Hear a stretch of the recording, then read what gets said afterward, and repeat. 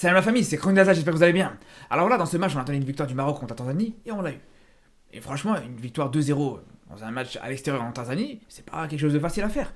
Et pour le coup, moi-même, je m'attendais pas à un résultat sur un score aussi large. Moi, personnellement, avant ce match-là, j'étais pas totalement serein, je m'attendais à une victoire difficile, un petit 2-1. C'est pour ça que je vous dis, au niveau du résultat, il y a rien à dire.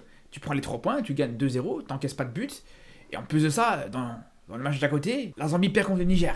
Donc voilà, au niveau mathématique, tout est parfait. Il n'y a rien à dire là-dessus. Donc par rapport à ça, on peut vraiment dire que le Maroc commence très bien ses qualifications par la Coupe du Monde. Mais d'un autre côté, on sait que ce match-là, il ne sert pas juste à se qualifier en Coupe du Monde, il sert aussi à préparer la CAN. Et à ce niveau-là, si vous me posez la question aujourd'hui, est-ce que ce match-là te rassure totalement avant la CAN, je vous dis non. Impossible. Impossible d'être totalement rassuré après un match pareil. Alors on pourra discuter. Je vous dis, demain, comme d'habitude, on sera en live sur Twitch à partir de 21h. On pourra revenir sur ce match, on pourra débattre là-dessus. Vous me direz si pour vous, vous avez été satisfait de cette rencontre ou pas. Et surtout, vous me direz si ce match du Maroc, il vous rassure ou pas avant la Coupe d'Afrique. Parce que moi, je vous dis la vérité. Ce match du Maroc contre la Tanzanie, personnellement, il me satisfait entièrement au niveau du résultat. Mais par contre, il me rassure pas du tout avant la CAN. Il y a plusieurs choses qui me rassurent pas avant cette Coupe d'Afrique. Comment tu vas être rassuré quand En-Nesyri, là, ton meilleur attaquant, il n'a pas marqué du tout avec le Maroc sur toute l'année 2023? Vous imaginez ou pas? Sur toute l'année 2023, il a mis aucun but avec l'équipe nationale. Et je vous dis la vérité, au début je disais rien. Parce que quand même, autant ça fait longtemps qu'il a plus marqué, mais le dernier but qu'il te met, c'est pas n'importe quoi. Donc c'est pas après 2-3 matchs qu'on va commencer à lui tomber dessus. Mais là, quand t'attends un an pour voir un but de ton attaquant, de ton numéro 9, avec ton équipe nationale, et tu vois qu'il ne marque toujours pas, alors que c'est pas les occasions qui manquent, je suis désolé, mais là t'es obligé de perdre patience. Sa meilleure action en 2023 avec l'équipe nationale du Maroc, c'est un contrôle qu'il a raté, qui a fini en CSC pour la Tanzanie. Au bout d'un moment, faut pas déconner. D'ailleurs, heureusement que le défenseur tanzanien il la touche et que ça finit au fond. Parce que sinon, il aurait raté ça. Mais il a raté ça d'ailleurs en fait. Parce qu'il l'a raté, c'est juste que ça finit au fond, donc on a oublié qu'il l'avait raté. Mais sinon, vous imaginez un ballon qui lui arrive dans les pieds comme ça. Et d'ailleurs, c'est loin d'être sa pire action du match, au contraire. Parce que quand on voit justement le face-à-face qu'il a contre le gardien, qu'au final tu te dis, bon, il va essayer de tenter, il va essayer de tirer, qu'est-ce qu'il va faire? Il va te mettre une passe en retrait. Il y a 5 défenseurs tanzaniens dans la surface, pour un seul joueur marocain, et tu voulais tenter une passe en retrait. Mais tu voulais la mettre pour qui cette passe? Arrête, il est tout seul entre 5 Tanzaniens.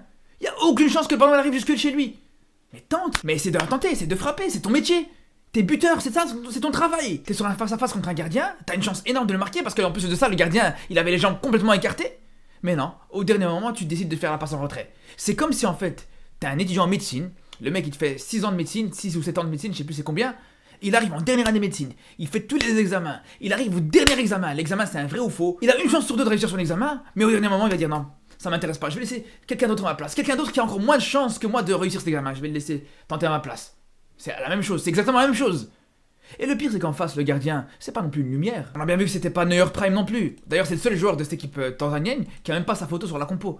C'est pour vous dire à quel point, voilà, tu vas pas t'attendre à non plus à un grand gardien. Surtout que Ziyech, il a bien compris ça. Parce que Ziyech, même à 35 mètres du but adverse, il s'est dit bon, en face, c'est pas un gardien exceptionnel, je vais tenter ma chance. Il était à 35 mètres du but adverse. Toi, t'es juste en face de lui, t'as une chance sur deux de la mettre, de toute façon, t'as aucune autre solution. Et tu l'attends pas. Voilà, il est là le problème. Mais bon, encore une fois, je sais, il y en a, ils vont parler du terrain. Allez, l'excuse du terrain, vous pouvez la sortir si vous voulez. Ok, y a pas de problème. On va dire que c'est la faute du terrain. Il était pas en confiance par rapport au terrain qu'il avait. Ok, d'accord. Alors, par contre, il y a une chose qu'il faudrait me dire. C'est qu'on sait tous que la force d'En-Nesyri, c'est clairement son jeu de tête. C'est peut-être l'un des meilleurs joueurs africains dans ce domaine-là. Il t'a marqué des buts comme ça en Coupe du Monde. Il t'a marqué des buts comme ça en Ligue des Champions, contre les plus grosses équipes, équipes nationales ou des clubs. Et là, dans ce match-là, il reçoit plusieurs ballons hyper intéressants de la part de Ziyech, qui lui met des centres, mais déposés sur sa tête, où il avait plus qu'à la mettre au fond, comme il a l'habitude de le faire, comme il sait très bien le faire. Dans ses qualités, dans son registre de prédilection. Et même ça, il n'y arrive pas. Même ça, il n'arrive pas à la mettre. Même ça, il n'arrive pas à la cadrer. Et c'est ça le problème. Donc au bout d'un moment, là, le terrain, je veux bien, c'est bien gentil, mais s'il y en a un, il est capable de te mettre un très beau centre qui te dépose sur la tête de son coéquipier, c'est que l'autre, il peut être capable de te mettre cette tête. Le terrain, au bout d'un moment, ça va 2 minutes s'excuser. C'est pour ça que je vous le dis, quand tu vois que ton attaquant, ton meilleur numéro 9, il est pas du tout en confiance. Ça fait 1 an qu'il marque pas. Il est tellement pas en confiance que même dans sa zone de confort, il est pas du tout à l'aise. Je vous le dis, c'est difficile d'être totalement rassuré avant la CAN. Faut être honnête, les gars. Surtout qu'il n'y a pas juste lui qui était pas totalement dans son match. Un joueur comme Amrabat, qui déçoit jamais, qui répond toujours présent à l'équipe nationale, qui est toujours très très bon quand il joue avec le Maroc, aujourd'hui pour moi, il a fait le pire match qu'il a pu faire avec la sélection marocaine. J'ai jamais vu aussi mauvais avec le Maroc, personnellement. On l'a vu récupérer beaucoup moins de ballons que d'habitude, alors que c'est clairement, là aussi, c'est clairement sa force, c'est clairement sa qualité première. Même dans son jeu balle au pied, il y avait beaucoup de déchets. Il perd quand même 2 ballons qui donnent une occasion à la Tanzanie, quand même, faut se dire. Après, pour Amrabat, même si son niveau, il rassure pas totalement dans ce match-là, il y a quand même des circonstances atténuantes. Quand on voit que, tout simplement, c'était son premier match avec le Maroc depuis le mois de juin. En plus de ça, il est dans une période compliquée en club avec Manchester United. Non seulement au niveau collectif qu'au niveau individuel. Comme j'avais dit aussi dans ma vidéo d'avant-match, ça allait pas être un match facile pour lui parce qu'il perd le milieu de terrain avec lequel il a l'habitude de jouer. Il y avait Unahi Amala qui était blessé. Donc pour moi, j'avais quand même le sentiment qu'il était un petit peu esselé, que ce soit défensivement ou même offensivement. Moi, je voyais plusieurs fois Amrabat quand il avait le ballon. Plusieurs fois, il manquait de solution. Plusieurs fois, t'avais El Kanous. Je comprends pas d'ailleurs pourquoi. J'aimerais vraiment savoir pourquoi. El Kanous, il était très peu dans cette zone du milieu de terrain. Il était trop souvent justement collé à Enesiri ou à El Kaabi, collé à l'attaquant. Alors qu'il reste devant, collé à la ligne d'attaque quand t'as pas le ballon et que c'est pour presser, pour aider à presser justement la défense adverse. Pour moi, y a pas de problème, c'est même très bien. Mais à ce moment, quand le Maroc a le ballon, on attend quand même à ce qu'il redescende dans sa zone au milieu de terrain pour aider justement un Rabat qui est quasiment tout seul. Après, je pense que c'était sûrement une consigne de Regragui. Je pense qu'on a bien compris que dans ce match-là, l'objectif c'était pas de faire le jeu, l'objectif c'était pas de créer les décalages au milieu de terrain.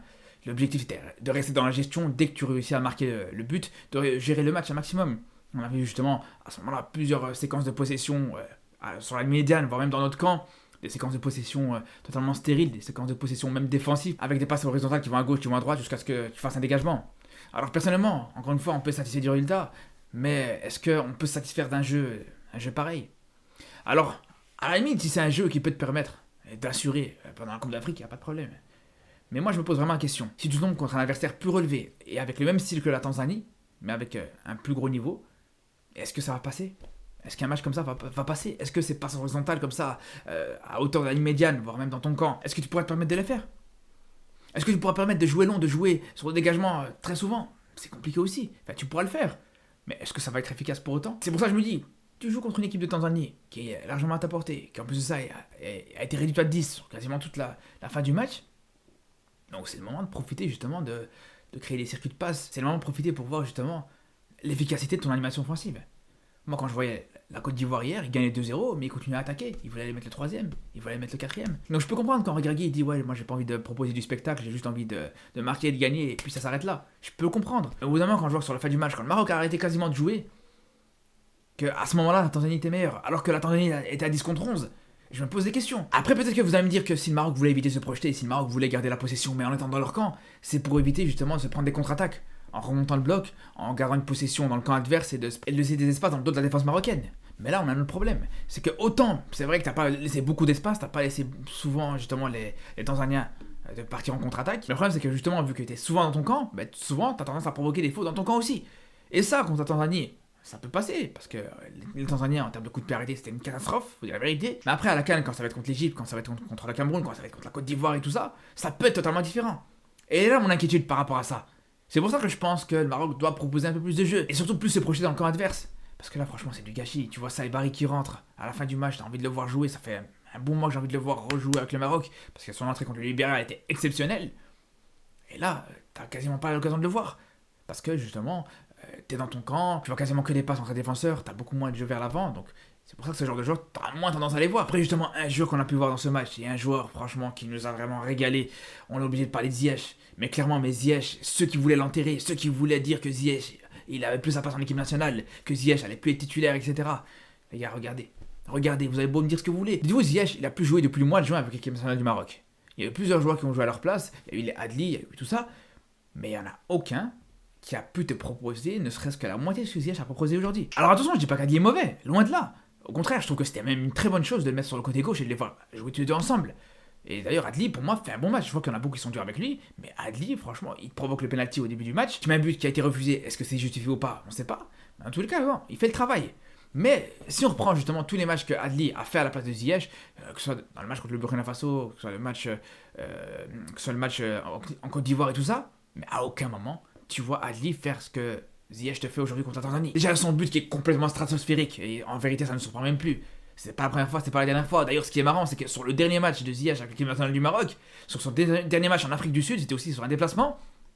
On se rappelle que c'était un match très mauvais de la part des Marocains, et le seul qui te permet de garder la tête hors de l'eau, le seul qui sauve un petit peu ce match, c'est tout simplement Ziyech. C'est Ziyech qui vient te mettre un très beau but en fin de match pour réduire le score et pour sauver un petit peu l'honneur en Afrique du Sud. Et là, c'est clairement la même chose. Alors que tu voyais vraiment que c'était très compliqué sur ce début de match, tu vois que tu commences un match avec un penalty raté, tu vois Enesiri rater les occasions les unes après les autres, et d'un coup, t'as un coup d'éclat, un coup de génie de la part de Ziyech. Avec sa frappe magistrale, sa frappe magnifique. Et franchement, rien que pour ça, on a une chance énorme d'avoir un joueur comme ça. Rien que pour ça, faut même plus discuter avec lui. Rien que pour ça, aujourd'hui, Ziyech, il est là, personne ne pourra dire le contraire. Parce qu'il y a son but, mais il n'y a pas que sur son but en plus où il est bon. Parce qu'il y a son but, Il y a, comme je vous disais, tous les centres qui te mettent pour Enesiri, tous les bijoux qui te mettaient à Enesiri sur la tête d'Enesiri. Là, il disait, là, regarde, là, je te mets dans tes conditions, dans tes meilleures conditions. Tu voulais des centres, ça fait je sais pas combien de temps tu te plains de pas avoir de centre. Parce que c'est vrai qu'au final, il faut le dire, sans Ziyech, Enesiri recevait très peu de centres. Mais là, voilà, Ziyech, il le régalait. Ziyech, il te régalait Enesiri sur ce match-là.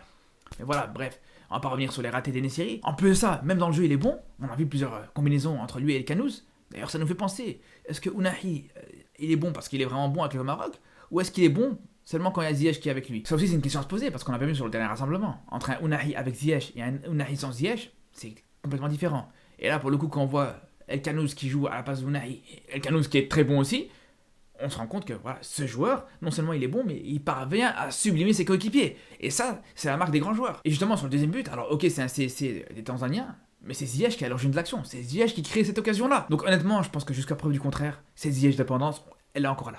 Elle est encore là, et de toute façon, Regragui s'en est jamais caché. Il a toujours dit que entre une équipe du Maroc avec Ziyech et sans Ziyech, c'est totalement différent. Tout comme une équipe du Sénégal avec Mané et sans Mané, tout comme une équipe d'Algérie avec Mahrez et sans Mahrez. Bref, je pense qu'il a tout à fait raison à ce niveau-là, et pour moi, il faut l'accepter. En tout cas, comme je vous dis, on aura l'occasion de reparler de ce match-là demain à partir de 21h. Je vous retrouve très très vite aussi sur YouTube pour parler du Maroc et pour parler du football européen. D'ailleurs, la semaine prochaine, il y a le match d'Hakimi contre l'AC Milan. On aura l'occasion de débriefer bien sûr ce match-là. Donc on se dit à très très vite et surtout d'ici là, prenez soin de vous.